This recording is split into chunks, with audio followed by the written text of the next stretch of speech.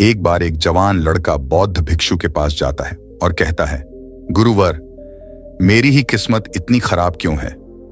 मैंने आज तक अपनी जिंदगी में जो भी चाहा वो मुझे कभी नहीं मिला। हमेशा असफलता और निराशा ही मेरे हाथ लगी है। लेकिन मैं ऐसे बहुत से लोगों को जानता हूं जिनकी जिंदगी में किसी भी चीज की कोई कमी नहीं है।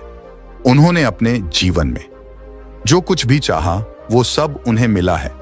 गुरुवर, आखिर ऐसा क्यों होता है कि कुछ लोगों को सब कुछ मिलता है, वह जो भी करते हैं हर काम में सफल होते हैं, अपने चाहत की हर चीज को हासिल कर लेते हैं, जबकि दूसरी तरफ ज्यादातर लोग बस मेरी तरह सपने देखते रहते हैं, लेकिन वो कभी भी अपनी मनचाहे चीजें और सफलता हासिल नहीं कर पाते। तो आप मुझे कोई ऐसा तरीका बताएं जिससे मैं भी अपने भाग्य को ठीक कर सकूं और मनचाहे सफलता हासिल कर सकूं। बौद्ध भिक्षु ने लड़के की पूरी बात ध्यान से सुनी और फिर कहा, तुम जिन सफल लोगों की बात कर रहे हो सकता है कि उनमें से कुछ लोग अपने भाग्य के सहारे सफल हो गए हों, लेकिन ज्यादातर लोग भाग्य के सहारे नहीं बल्कि इसलिए सफल है क्योंकि उन्होंने ये सफलता कमाई है। सफलता प्राप्त करनी और लगातार सफल बने रहने के लिए इंसान के अंदर कुछ महत्वपूर्ण आदतों और एक विशिष्ट नजरिए का होना बेहद आवश्यक है, जिसके बारे में आज मैं तुम्हें बताने जा रहा हूं। बस मेरी पूरी बात को अंत तक ध्यान से सुनना।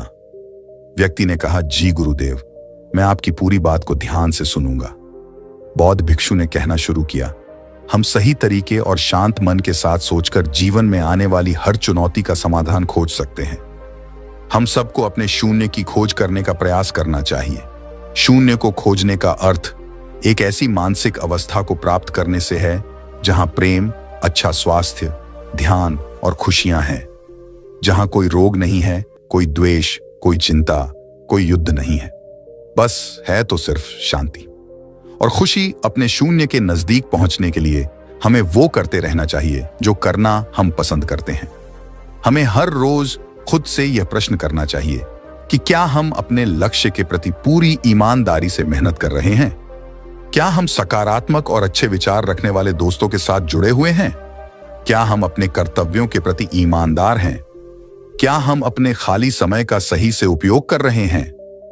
इस तरह के प्रश्न हमें सकारात्मक चिंतन करने के लिए मजबूर करते हैं और ये हमारे शून्य तक पहुंचने के सफर को और भी रोमांचक बना देते हैं, जिससे हम अपने लक्ष्य, आर्थिक स्थिति और खुशियों को निर्धारित कर सकते हैं। हमें हमेशा ऐसे लोगों के साथ रहने का प्रयास करना चाहिए जिनके लक्ष्य बड़े और जीवन मूल्य ऊंचे हों, क्योंकि ऐसे लोग हमें आगे बढ़ने के लिए प्रेरित करते हैं, हमारी सफलता में खुश होते हैं और हमें सही सलाह देते हैं। हमें हमेशा रचनात्मक सपने देखते रहना चाहिए और ऐसा हम इन 5 तरीकों से हमें खुद से ये सवाल पूछते रहना चाहिए कि मैं कौन हूं और मुझे अपने जीवन में कहां और कैसे पहुंचना है। दूसरा तरीका, हमारे लक्ष्य पूरी तरीके से स्पष्ट होने चाहिए। हमें अच्छे से ये पता होना चाहिए कि हमें क्या हासिल करना है। तीसरा तरीका, हमारे लक्ष्य को पूरा करने के लिए हमें एक समय सीमा निर्धारित करनी चाहिए। चौथा तरीका, हमें हमारे सपनों के प्रति सकारात्मक और आशापूर्ण दृष्टिकोण बनाए रखना चाहिए। और पांचवा तरीका, हमें हमारे लक्ष्य के प्रति पूर्ण रूप से समर्पित होना चाहिए। हमें खुद के बारे में हमेशा सकारात्मक बातें करनी चाहिए, यहां तक कि अकेले में भी हमें खुद से अपने बारे में नकारात्मक बातें नहीं करनी चाहिए, क्योंकि कहे गए शब्दों में बड़ी ताकत होती है। जैसे उत्साहपूर्ण और आशा से भरे शब्द किसी की जिंदगी को बदल सकते हैं, वैसे ही नकारात्मक शब्द किसी की जिंदगी को बर्बाद भी कर सकते हैं। हम कभी भी कुछ नया सीखने, ये सफल होने के लिए बूढ़े नहीं होते। सफल होने के लिए हमें चीजों या उचित शिक्षा की नहीं बल्कि एक दृढ़ संकल्प की जरूरत होती है। अगर इंसान का इरादा पक्का है तो वो रास्ते अपने आप ही बना लेगा। हमें खुद को रोज याद दिलाते रहना चाहिए कि हमारी उपलब्धियां क्या हैं, हम बेहतर हैं तो क्यों हैं, हमारे लक्ष्य क्या है और हम इसे कैसे पूरा करेंगे। यकीन मानो, हमारी ये आदत साहित्य लक्ष्य के प्रति केंद्रित और सकारात्मक बनाए रखती है। अगर हम हमारे साथ काम करने वाले और आसपास के लोगों को महत्वपूर्ण और अच्छा महसूस करवाते हैं, तब वो हमारे लिए और बेहतर करने की कोशिश करते हैं और हमारे सफल होने की संभावना और भी बढ़ जाती है। हमें कभी भी तेज आवाज और अभद्र शब्दों का प्रयोग नहीं करना चाहिए। ऐसा करने से हम एक कमजोर और कम आत्मविश्वास वाले व्यक्ति प्रतीत होते हैं। हमारी सफलता का निर्धारण इस बात से नहीं होता कि हम अपने लिए क्या करते हैं, बल्कि इस बात से होता है कि हम अन्य लोगों को प्रेरित करने के लिए क्या करते हैं। हमें सारे काम खुद करने की जरूरत नहीं है, हमें बस वही करना चाहिए जो जरूरी है। बाकी के कामों को उपयुक्त लोगों को बांट देना चाहिए। ऐसा करने से सामने वाला भी महत्वपूर्ण महसूस करता है और हमारा काम भी ज्यादा आसानी और अच्छे से हो जाता है। हमें हमेशा जीतने के बारे में सोचना चाहिए, क्योंकि जो जीतने के बारे में सोचता है और विश्वास करता है वही जीतता है। यही जीतने का नियम है और यह ऐसे ही काम करता है। हमें इस बात का ध्यान रखना चाहिए, बच्चों के सामने अच्छा व्यवहार करे, क्योंकि एक छोटा बच्चा अपने माँ बाप के व्यवहार को ही एक आदर्श व्यवहार मानता है और उसे ही अपनाने की कोशिश करता है। इसीलिए हमें आने वाली पीढ़ी को संस्कारवान बनाने का प्रयास करना चाहिए। हमें जो चाहिए उसके बारे में हमें पूछना चाहिए, खोजना चाहिए, दरवाजा खटखटाना चाहिए और हमें वो मिल जाएगा जो हम पाना चाहते हैं। सफल लोग अपने पूछने की कला हासिल कर लेते हैं वो सब जो वो पाना चाहते हैं। किसी भी प्रश्न को सही तरीके से पूछना ताकि हम अपना मनचाहा उत्तर पा सके, ये एक बहुत ही बड़ी कला है जो कि सफलता की कामना करने वाले हर एक व्यक्ति के अंदर होनी चाहिए। जीवन में सफल होने के लिए हमारे अंदर लीडरशिप क्वालिटी का होना बेहद आवश्यक है। एक अच्छा लीडर बनने के लिए हमें 7 आदतें अपनानी होगी। पहली आदत, हमें अपने से जुड़े लोगों की मदद उनकी उम्मीद से बढ़कर करने का प्रयास करना चाहिए। दूसरी आदत, हमें खुद पर और अपने से जुड़े लोगों की काबिलियत पर विश्वास करना चाहिए। तीसरा नियम, हमें हमेशा सही को सही और गलत को गलत बोलने की हिम्मत दिखानी चाहिए। चौथी आदत, जब हमें पता चल जाए कि हम गलत हैं तो हमें तुरंत अपनी गलती स्वीकार कर लेना चाहिए। पांचवी आदत, हमें हमेशा अपने साथ काम कर रहे लोगों की सलाह लेनी चाहिए और उनकी इज्जत करनी चाहिए। छठा नियम, चुनौती के समय भी हमें अंदर से शांत और स्थिर रहने का प्रयास करना चाहिए। सातवां नियम, हमें काम को इतनी लगन और जिम्मेदारी के साथ करना चाहिए हम दूसरों के लिए एक उदाहरण बने और वो हमारे काम करने के तरीके का अनुसरण कर सके। एक बात याद रखो, हमारा दिमाग बहुत अमूल्य है। हमें इसकी देख रेख ऐसे करनी चाहिए जैसे हम दूसरे कीमती सामानों की करते हैं। हमने अब तक जो भी हासिल किया है या कर सकते हैं, उन सब का एकमात्र स्रोत हमारा दिमाग ही है। इसीलिए हमें इसे साफ सुथरा रखने का प्रयास करना चाहिए।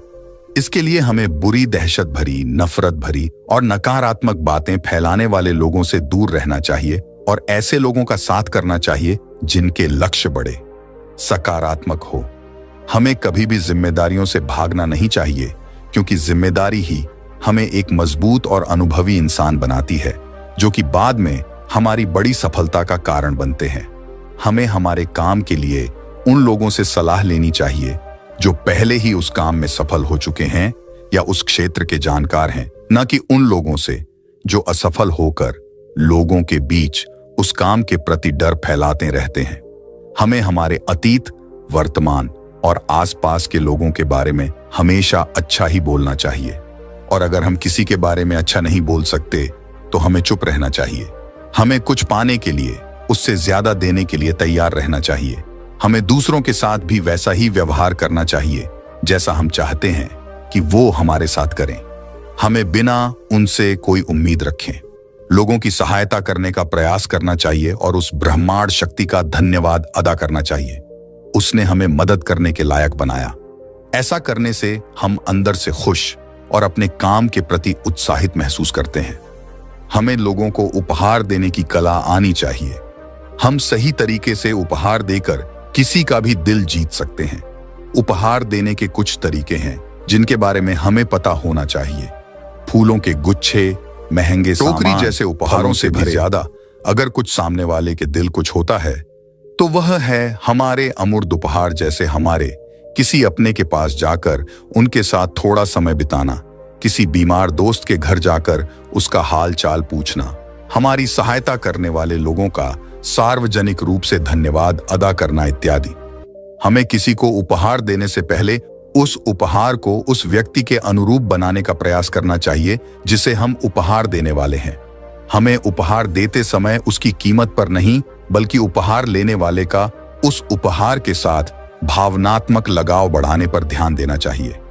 अगर हम किसी को उपहार तब देते हैं जब सामने वाले को उसकी उम्मीद ही ना हो, तो उपहार की कीमत अमूल्य हो जाती है। हमें उपहार देते समय उसे थोड़ा सजा के देना चाहिए।